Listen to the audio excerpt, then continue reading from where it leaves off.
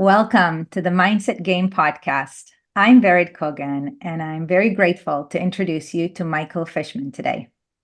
For over 30 years, Michael has been a leading advisor on marketing, positioning, and accelerated customer-centric business growth, helping to grow businesses, many from inception, such as Bulletproof, Athletic Greens, Thrive Market, the DNA Company, and many others, through the annual Consumer Health Summit, which is a private invitation-only group for leading and early-stage founders who operate customer-centric businesses. As a speaker, he shares how the founder's origin story, clear messaging, customer care, and work culture combine to take companies from merely good to the admired best at what they do. And Michael, it's such an honor to have you here today. Really grateful that you are here to share from your amazing experiences. And I'm certain that everyone listening will get value from this conversation. Thank you for being here. Well, thank you, Vered. Honored to be here. The honor is mine, and I'm excited for what we can talk about today. Well, one of the things that I'm curious about is how you kind of in your own journey came to this place where you are supporting these incredible humans to create incredible companies that contribute to our planet, to the health and well-being of our planet. If you can share with us, what was that journey like, and what lessons can you take from that can support our listeners? Well, thank you for that. Well, I'm 63. I've been doing this since my early 20s, when I had no right to do it whatsoever. but um, but I always have been going on my purpose, which in my early 20s I knew I wanted to help companies that were helping people. And today, what I would say is just a different version of that, which is my purpose is to help people be healthier and happier so they can go after their dreams without being held back. As you know, many people don't know what their dreams are because they're so encumbered or burdened with physical or emotional or other kinds of challenges and considerations. So my purpose is for people to be free of those things and to be able to go after their dreams. And so I'll never be done with any kind of activity that purpose will be alive for me forever. Um, and I've always been about, also focused on relationships as well. And always in some way, shape, or form been doing my own personal work, my own personal journey, my own personal healing. And I think those that process, I think, also helps people in business, whether they own a business or work in a business or are a manager in a big company. I think you will always be more effective when you have a sense of who you are, who have a sense of your own patterns and triggers, and are really conscious about managing those kinds of things. So anybody I've ever had the honor and privilege to advise, I've seen a whole human being, not just a woman or a man doing this business activity or leading this business, but I see the whole human. And so that's for me, that's just been the most fulfilling thing, to help them with what their business does, but also to help them with who they are.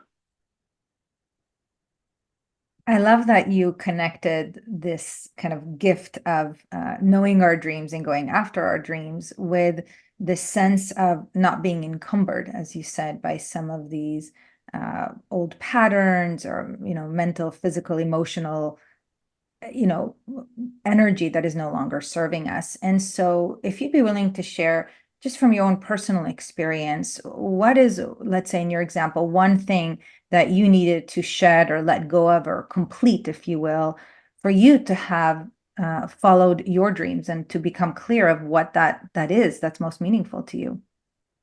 Yeah. Well, I think a couple of things I could point to. Sensitivity around having enough, I think for me, and it's a common one, just concerns about money, let's say. And look, there are many billionaires that will drive 10 miles to save 25 cents on gasoline for their car. It's not a matter. I mean, some people, it's a very practical concern. But for lots of people who don't have an actual concern about money or a real concern, their narrative or their story or the way in which they were brought up has them with an ongoing concern. So I think acknowledging and healing the money conversation, the internal narrative about money has been one. Being a people pleaser shows up in people's lives. It shows up how they choose their romantic partner, how they choose their friends, and how they interact with those people day to day. It also, of course, shows up in how you work with your coworkers or the people that report to you, the people that you lead, clients, other people in business activities. Um, whoever it is that you are, shows up wherever you go. I realized a long time. I used to think, I think in my 20s and 30s, I thought there was business Michael and personal Michael, and there was this wall, but there was that part of me and that part of me. And of course, I realized, as you know, Vered, it's all one and the same. There's no firewall. There's no division between who you are in the various places you go in your life. So that was, that's what I would say there. Thank you. And I imagine that a lot of our listeners have, either have that kind of scarcity mindset, not enough, whether it's about money or other things, or they have healed that. Now, I'm curious about some of our listeners that might be saying, okay, Michael, but I believe that mindset has helped drive me. It's made me hungry for more. And it is part of my secret sauce for success, right? I keep going and creating because of that, and I don't want to let it go. What would you say to some of those Yeah. perceptions? Well, to your point, some of these kinds of things are an aspect of why we are successful, but I mean, I like to practice kindness wherever I go, but it's one thing to practice kindness because you just want people to have a good experience of you throughout the day, um, just like a commitment to be kind for the sake of kindness is different than someone who practices kindness because they're afraid to lose people in their life. It's a different way of being to be kind, let's say, or to be generous, or to be anything that we might call an attribute or a positive quality. You can be those things just because they're good things to be, or you can be those things because you're afraid of losing people, or so and so's gonna quit, so and so's gonna leave me, so and all of those sorts of things. It's like, sometimes in sports and in business, you hear the phrase, are you playing to win or are you playing not to lose? And playing not to lose always has that embedded story or that embedded aspect of your past that you'll do anything to prevent from that thing happening again. And that fear is embedded in how you speak, in what you say, and your the things you do, and the way you are about how you go about things. So yes, those types of things can be a part of your success formula, but the key is, why are you being that way, and to be that way in freedom instead of fear. And I'm curious, with these founders that you work with, when you first meet them, are they mostly playing to win or playing not to lose?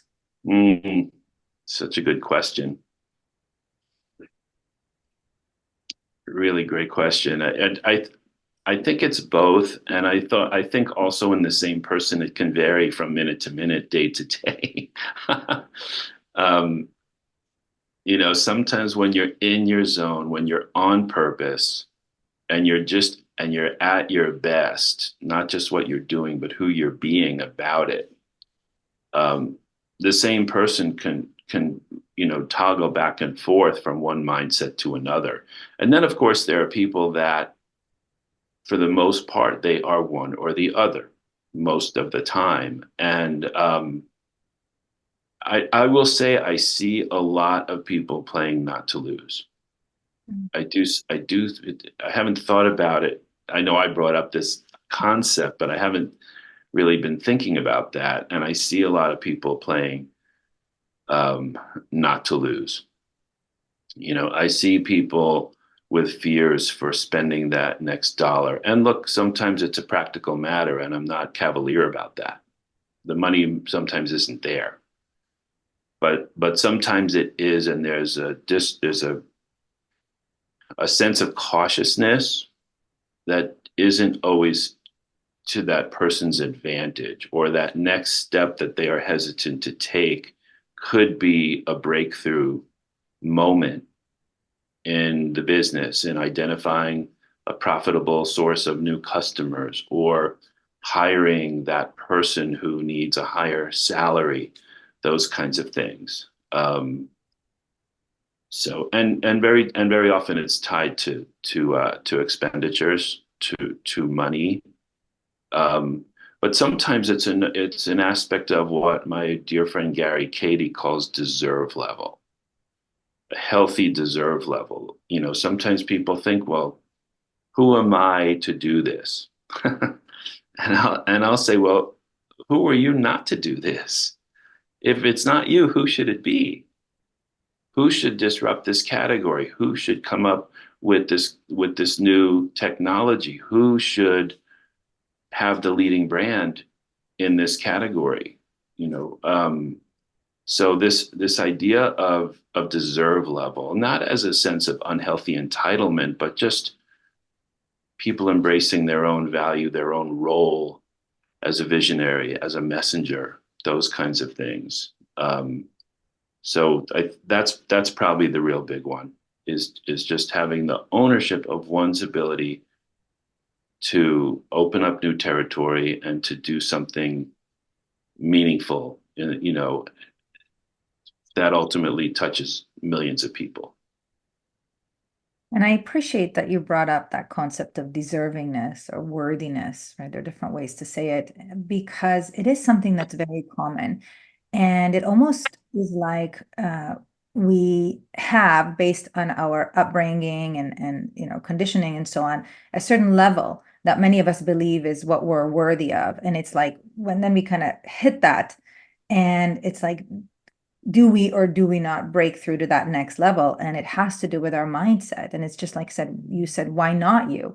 Um, that's a great thought to think about. But when there are parts of us, maybe deeply unconscious parts of us, that may not feel that it is safe for us to break through that level because maybe we will lose our identity or what we consider to be us. Maybe there is an unconscious fear that we'll lose people in our life, or that we won't belong, or that we'll fail.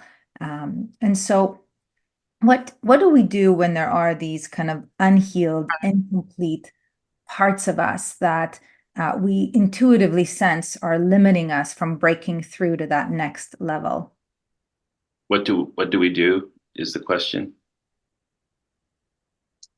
Well, I think what's become more and more not just popular, but accepted and really acknowledged and appreciated in not just the American culture where we live, but in cultures around the world, is this idea of the personal work, doing the work to know who you are and how you came to be the person that you are, in terms of your attributes, in terms of your personality, in terms of the different aspects of who you are, and being willing to look at those patterns, and to the extent possible, as I said, to live and to be who you are, sharing, knowing what your gifts are, sharing your gifts with the belief and the confidence and the sense of fulfillment that your gifts will be a positive contribution wherever you go. And also to look at where there is reactivity, or where you were hurt in some way.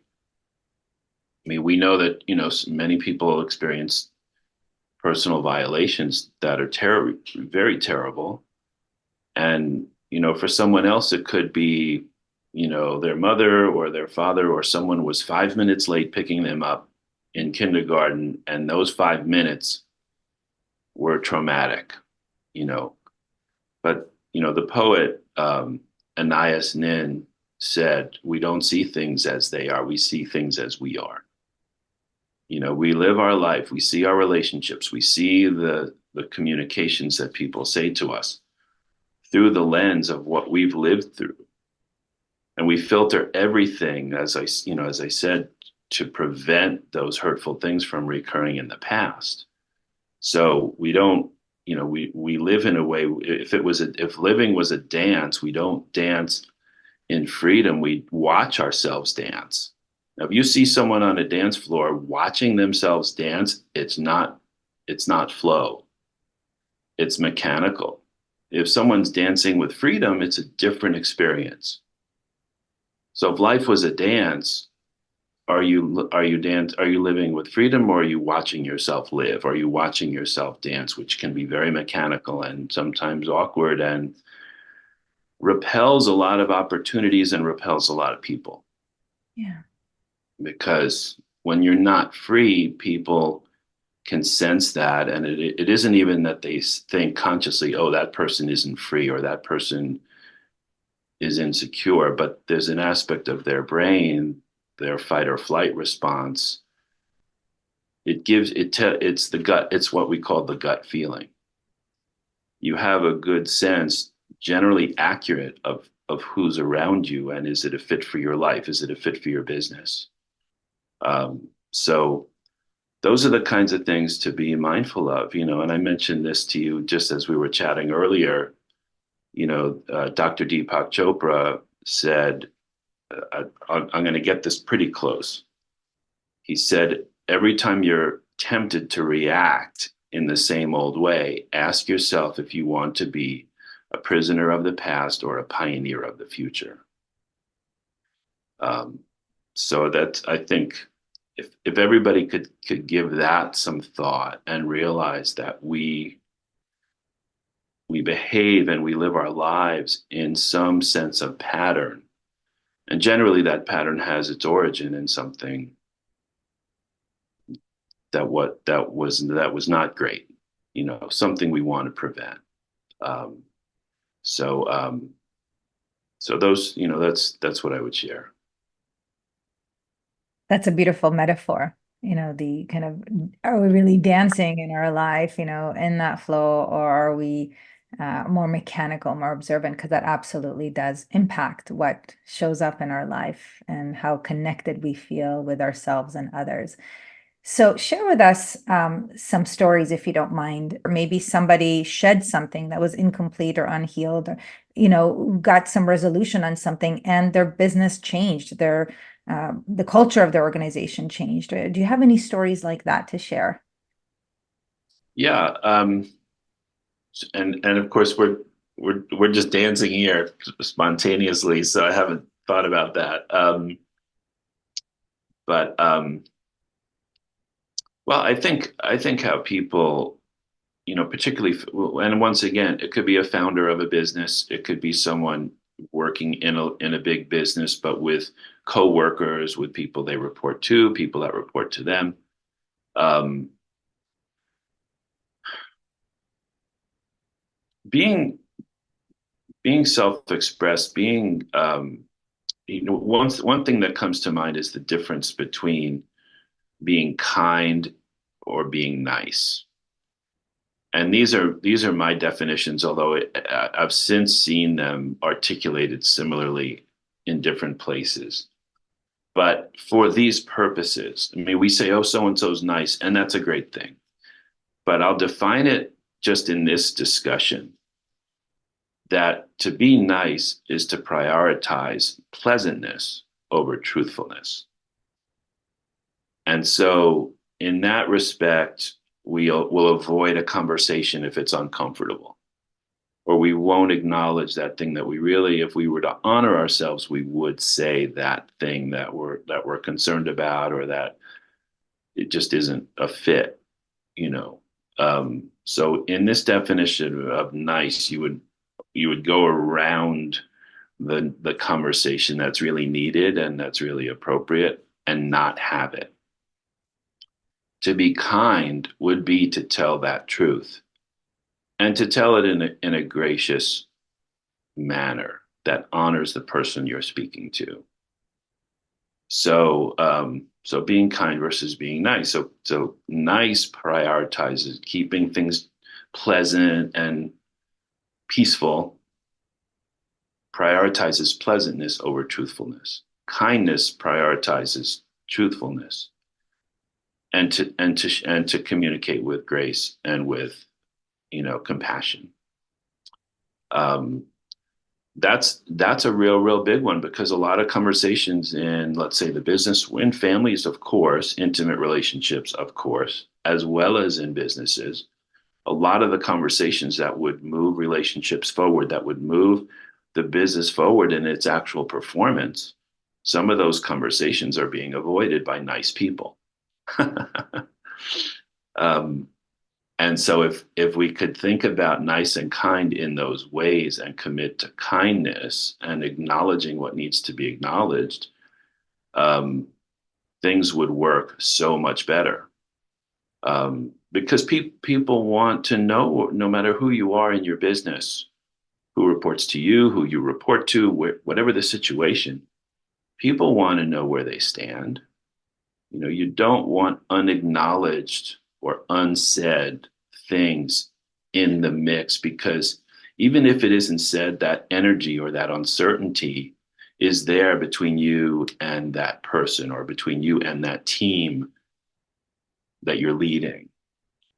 So getting those things out and being known as a truth teller, and a truth teller isn't a bull in a china shop. A truth teller isn't reckless or cavalier with his or her words, but a truth teller, I mean, leadership isn't about force. Leadership is just reminding the team what we already all committed to. It's one way to look at it, Yeah. you know. And have you seen that kind of being nice and being kind, that difference in the people that you've worked with and, the impact that making the shift to being the graceful truth teller has had on their companies? Well, yes, I mean, for sure. Um, and look, as simple as that, I think it sounds simple, but it's easier said than done. Like a lot of the best things we could ever do or be, it's easier said than done. But at the same time, I think you can see where you and the wonderful people listening can see where that would change an environment if the truth was more spoken than hidden. Yeah. Most business environments, the truth is kind of like under the rug and it's everywhere versus being acknowledged and having a work culture that is healthy and where people trust each other and can really count on the things that they say to each other, to honor their word, to honor their deadlines, that sort of, an environment where trust is present is a business where things can accelerate, you know, and, not because with respect to work cultures, as you know, Vered, an unhealthy work culture can slow, that's like putting the foot on the brake. The business was a car, the foot would be on the brake. And here's the other thing, unhealthy or dysfunctional work cultures many times are businesses that don't have happy clients or customers. That energy and the practices and the communications that are generated from unhealthy work cultures tend to, you can see in the outward face, the outer skin of that business, its messaging, its branding, its position. Um, when it's uninspired, there's usually a reason. And, I'm curious also about the truth telling with regards to how the the origin story, as you say it, of the founder or founders is impacting also the culture and the relationship with customers and everything else. And one of the things that you're an expert in is really helping founders of companies to become conscious of, articulate their origin story, own it, and where there needs to be some completion, some healing, some truth telling, being very vulnerable and authentic, to be able to do that and to weave that into messaging. First of all, would you say that that's a true reflection of what you do? Yes, yes, thank you. I wanted to make sure I got it right. And so for those people listening that either want to start a company, that have a company, or that work in a company, how can their origin story impact how they position themselves in their organization? Yeah, yeah. It's a wonderful question, and really so critical to the success of a business. I mean, every business has this, not every, but most businesses have this thing we call a tagline. And even the term tagline feels unimportant. It just feels like something that somebody would come up with, and then we just move on, and it sort of lives over there in the corner, or under the name of our business in the top left of the website. Um, but it is interesting that I believe, and this is some of the work that I do, it's foundation work. It's really pouring the concrete in the ground to build a building that can be a skyscraper and not just 5 or 10 or 20 floors high. I believe, and I've seen where the best taglines are, or a brand promise, if you will. The best brand promises are not composed, but rather they are revealed. And I say, and composed is one or more people, a group of people, well-intentioned, totally smart, totally great, collaboratively coming up with some words based on what they think that business is about or who it would appeal to. And sometimes it's funny, and sometimes it's catchy, and there's not, the world goes around on businesses that are positioned in that way. And that would be composing those words. I believe those words are much more powerfully used to accelerate that business when they are not composed but revealed. Almost like going, sometimes if you see on TV, how archaeologists work, in a culture from thousands of years ago, and they brush away the rocks and the pebbles, and all of a sudden there's this beautiful jewel that they find. And those are the words that live in the heart and soul of any founder. And when you locate those words and why that business is meaningful and sacred to that woman or man who created that business, and put those words on a website or put those words in a headline, because of how deeply felt those words are, you can measure the difference. If you put those words in a measured test, version A versus version B, the words that came from the founder's heart versus some group of people in a boardroom somewhere, or a marketing agency, or AI, or any of those places, his or her words are the words that will perform and that will represent not just the heart and the soul of that business. When people find our businesses on a phone or on a laptop or any type of device, the default behavior on devices is movement. It's kinetic, frenetic, swipe, scroll, go, go, go, go, browse, go. Unless there's a pattern disrupt and people are presented with words that pierce. They cannot look away. They cannot leave, browse, scroll, swipe, they can't leave. Because you just said something that so penetrated their deepest desire for what it is they want in their life or in their business. And that, and this is very practical. This is not some metaphysical idea.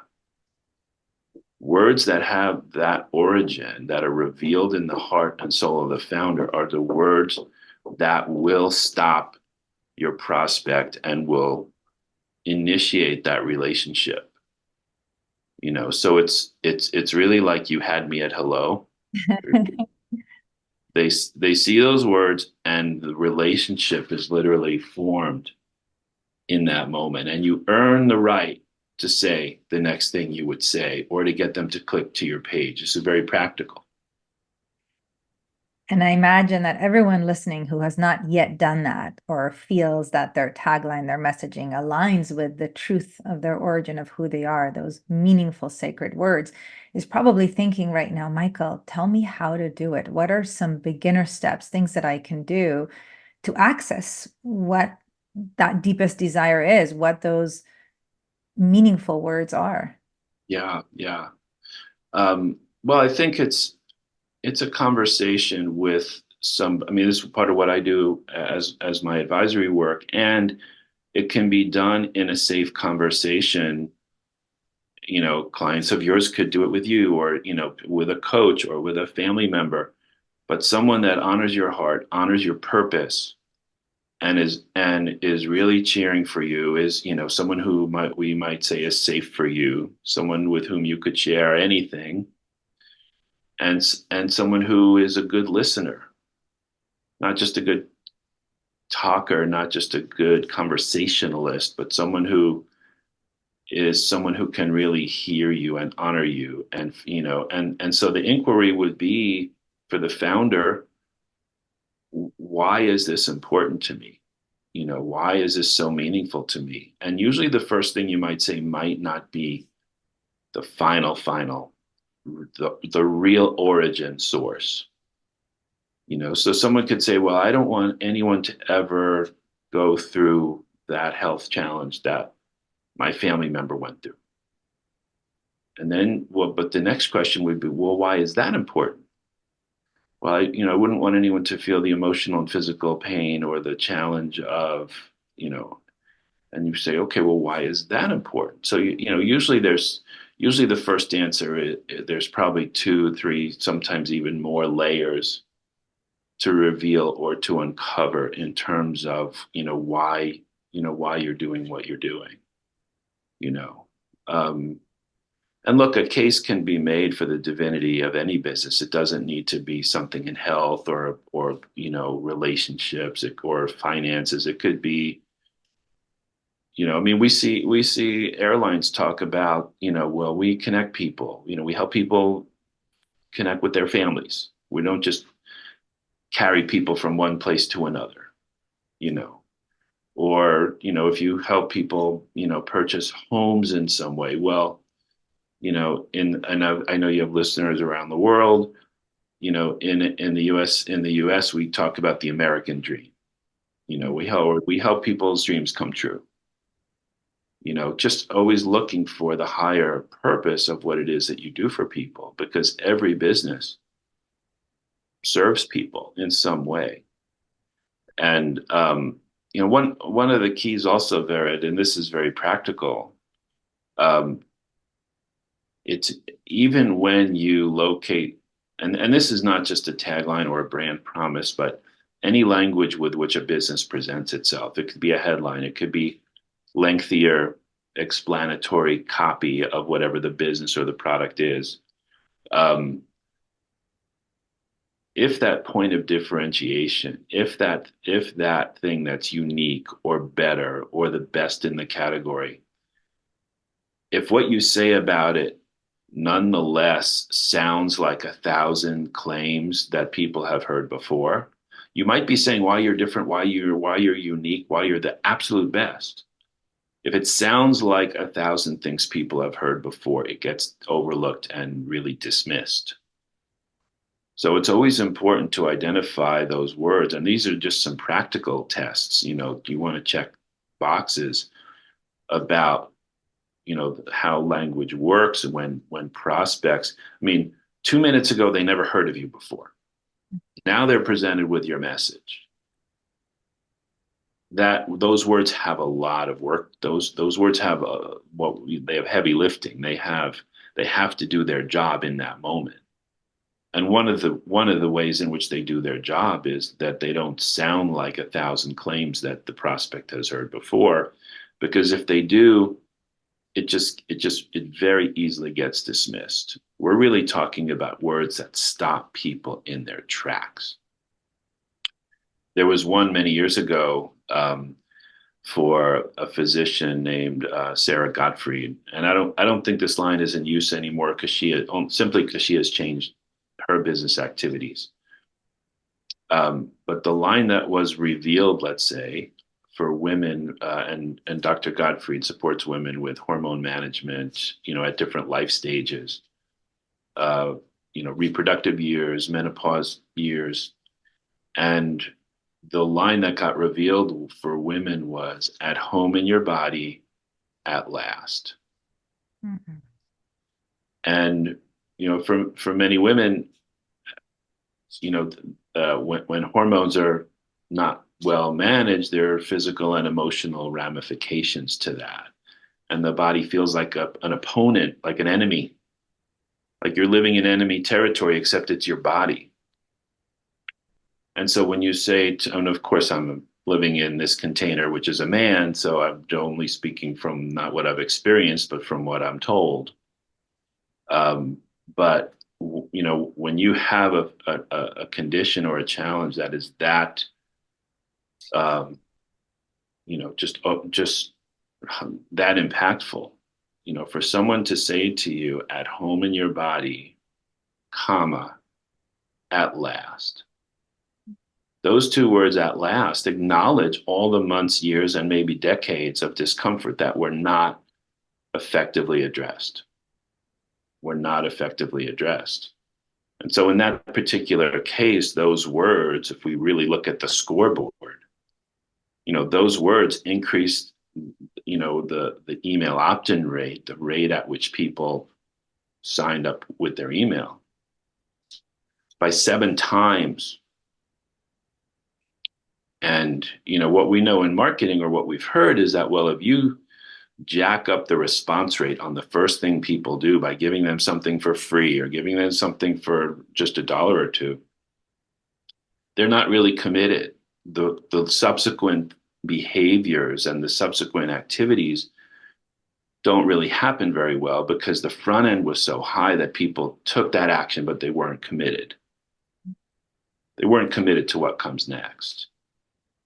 In the case of "at home in your body at last," everything after they gave their email, everything else happened this as well, if not better than it was previously happening. So this way, that first response and all those other activities are not inversely related. They come up together. Yeah. And so and there's many other examples. That's, I think, a pretty good one. So anyway, we're not talking about these throwaway taglines. We're talking about penetrating words that someone cannot look away, Mm. and they realize, partly consciously, part unconsciously, this could be what I've been looking for all this time. Maybe this is finally it. Wow. So very, very powerful. And again, it's a wonderful process, as you kind of said, to look at our own story, right? The truth of what we've experienced in our life, and to ask ourselves, why am I doing this? What is my intention? And why is it important? And I'm curious, if you don't mind, kind of as we complete here, kind of to your point earlier, that you are who you are wherever you go. If there are aspects of us that we have become conscious are, not who we want to be, like, um, how do we accept the parts that are who we are that may not be who we want to be? How do we find acceptance in what may be incomplete or unhealed, if that makes any sense? Yeah, yeah. Well, look, I think as long as we have the miracle of our life to live to 100 or beyond, the inquiry is always there. We always have that 8-year-old boy or girl with us, inside of us, that we were. I think adulthood, the physical appearance of adulthood is a little bit of an illusion, because we all have that child in us that wants to be taken care of, you know. So that's just one way to look at it, with compassion, because the journey is never over until your journey on earth is over. Um, but we always need to bring that mindfulness to who we are being. And um, I think it entails, this thing that Gary Cady talks about, which is deserve level.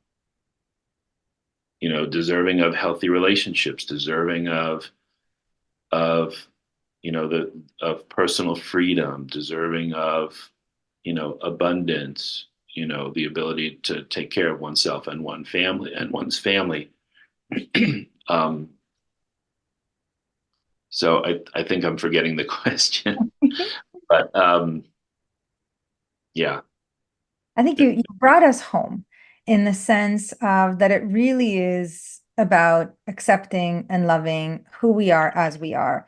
It's about loving all of the parts of us. Um, Yeah, yeah, yeah. I agree. I agree, and just like an open-minded doctor will say, look, your mother or your father may have had that illness, but that doesn't, you're not a prisoner to your genetics, mm, with your health, let's say. Just because your parents and your grandparents and everybody in your family had that condition, it doesn't mean you will. You're not a victim of your own genetics. You're in the same way, you're not a victim, and it's not your destiny to behave in particular ways. And people say, well, oh, that's my heritage, or that's how I was brought up, or I'm from that country, or I'm this way. No, well, the wonderful author Gay Hendricks talks about, like, being pickled in it, like the way you were brought up is being pickled in a jar, and like, it's because you were brought up that way, because that's your family, because that's your heritage. You still have the power and the very clear ability and choice to be who you want to be. It doesn't mean that it's okay to be hurtful to people. It doesn't mean it's okay to be angry in ways that are unproductive. When I'm angry, I sound pretty much just like this, and all I have to do is say I'm angry, which is rare also. But I don't have a lot that happens in my life that would create anger. But I mean, yelling or throwing things or being hurtful, that's not communication. So I think you always have the choice of who you're committed to being. And the question is, are you reacting based on the past, or are you responding, which means you're choosing what you're saying and who you're being? There's nothing automatic. There's no time that you're out of control, and I think anger responses or other responses that people attribute to their upbringing or their heritage, I still say it's a choice, and that's good. And that's good news, because you get to be the person you actually choose to be, and to honor everyone around you, whether it's the cashier at Whole Foods, or someone you're in business with, or your family, or your intimate relationship. You get to choose. that's right. That's right. And when we do, when we pause to notice what's happening in our inside world, how we're feeling and what's going on, and when we activate kindness and compassion, the heart, um, we are in that moment not encumbered. And in that moment, regardless of what jar we've been pickled in, uh, we can choose how we want to be, right? So I'm so, so grateful to you, Michael, for being here today, because this whole conversation has been really one of a dance of, external and internal, right? And both are important. As you said, for founders of companies, for individuals that are looking to live in their highest and best way. Um, and uh, and it does come back to the heart and being a truth teller, first and foremost with ourselves, doing that personal work to heal that which is ready to be healed and continuing to evolve. And I thank you. And I'm curious, how can people learn even more about the Consumer Health Summit and all of the wonderful things that you do? Yeah, well, thank you so much. This was my honor completely. And well, consumerhealthsummit.com is where to find out about admission to the group. If you're a founder in anything to do with wellness or fitness or even personal development, that's a wonderful community of founders that support each other throughout the year, not just once a year, but all through the year. Um, and I'm on X, formerly known as Twitter. Mhm. Uh, my ID is my name, Michael Fishman, and on via DM on Facebook and Instagram. Yeah. Thank you again, Michael. And I've gotten to know you a little bit through a network that we're both a part of. And you are the real deal. And we got to see that today. And I'm really grateful that you're sharing from your heart and supporting many people who support many, many, many people in doing good and feeling good in our world. So thank you for your work. Thank you for this honor today, Vered.